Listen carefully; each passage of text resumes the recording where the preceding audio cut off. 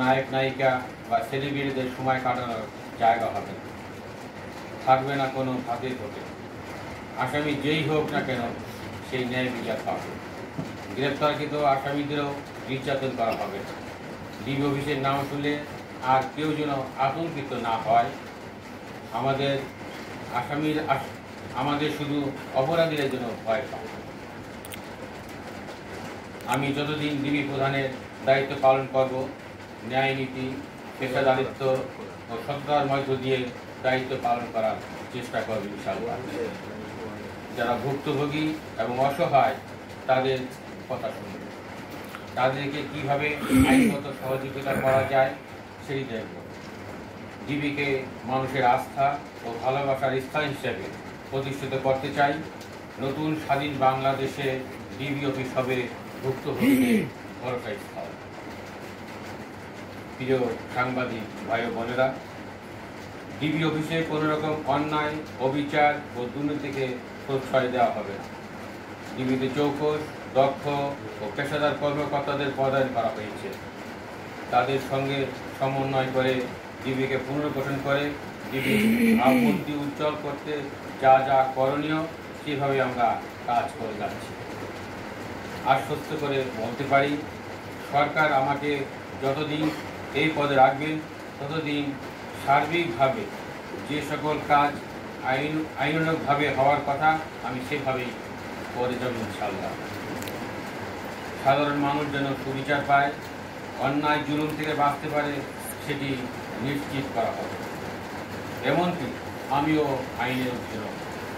আমি আপনাদের নিশ্চয়তা দিচ্ছি, ডিবির কোনো সদস্য যদি কোনো ধরনের অনৈতিক ও অপেশাদার কর্মকাণ্ডের সাথে যুক্ত হন তাদেরকেও বিন্দুমাত্র ছাড় দেওয়া হবে। প্রিয় সাংবাদিক ভাই বোনেরা, পুলিশ সাংবাদিক সহযোদ্ধা হিসাবে একসাথে কাজ করতে পারলে দেশে অন্যায়, অবিচার, দুর্নীতি অনেকাংশেই কমে যাবে বলে আমি আন্তরিকভাবে বিশ্বাস করি।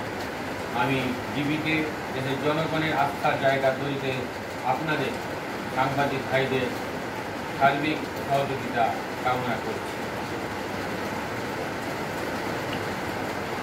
আমি প্রিয় নগরবাসীর উদ্দেশ্যে বলতে চাই, কয়েকদিন পরেই হিন্দু সম্প্রদায়ের ধর্মাবলম্বীদের শারদীয় দুর্গাপূজা অনুষ্ঠিত হবে 8 তারিখ থেকে 13 তারিখ পর্যন্ত। পূজা উপলক্ষে সকলকে শারদীয় অগ্রিম শুভেচ্ছা জানাচ্ছি আমার ডিবির পক্ষ থেকে। দুর্গাপূজা উপলক্ষে সারা দেশের মতো ঢাকা মেট্রোপলিটন এলাকায়ও কাজ করে যাবে।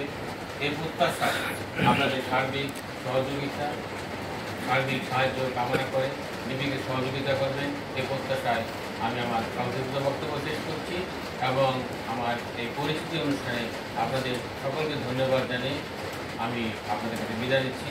আল্লাহ হাফেজ।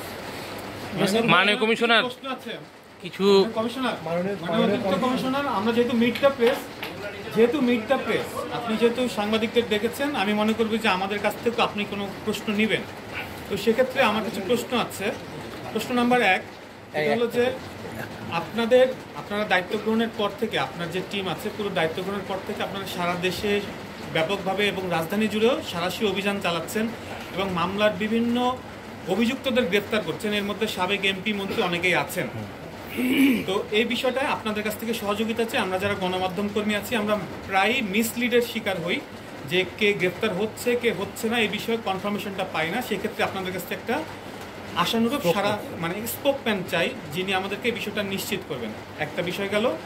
প্রশ্ন নাম্বার 2, আপনাদের প্রথম উত্তরটা আমি দিচ্ছি যে এখানে অনেক ভাইরা আছে, সাংবাদিক ভাইরা ব্যক্তিগতভাবে আমার সাথে অনেকের সাথে পরিচয় আছে এবং অনেকের সাথেই আমাকে যদি রাত 3টার সময় ফোন দেন আমি বলতে পারি ঠিক আছে।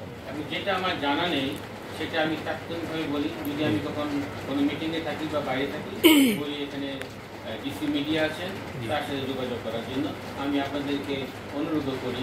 এই ক্ষেত্রে আমি মনে করি যে আপনারা যে প্রশ্নটা করেছেন আমি আপনাদের যেমন আমার কাছ থেকে জানতে চেয়েছেন এরকম আমি কিন্তু যেই আমার কাছে জানতে চাই যে পরিচয় জানতে আমি কিন্তু তাৎক্ষণিকভাবে জানিয়ে দিই যে কোন আসামিকে আমরা গ্রেফতার করেছি। ভাইয়া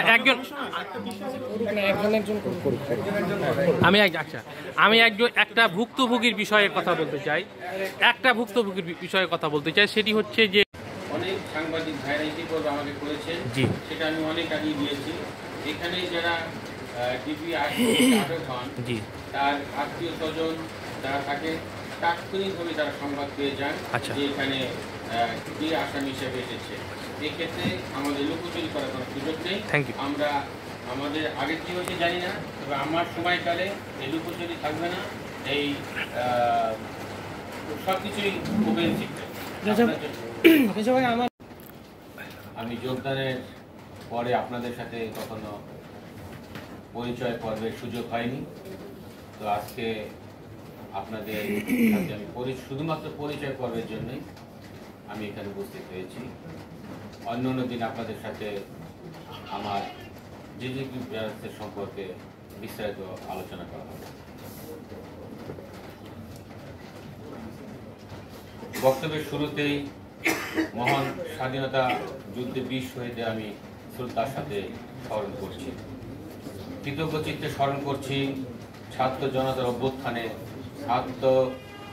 আত্মহুতি দানকারী বীর শহীদের, যাদের আত্মত্যাগে আমরা এক নতুন বাংলাদেশ পেয়েছি, এক নতুন স্বাধীন বাংলাদেশ পেয়েছি। Thank you. গণঅভ্যুত্থানের শহীদ ও আহতদের পরিবারের প্রতি সমবেদনা জ্ঞাপন করছি। একই সাথে স্মরণ করছি আইন শৃঙ্খলা রক্ষায় প্রাণ উৎসর্গকারী বীর শহীদ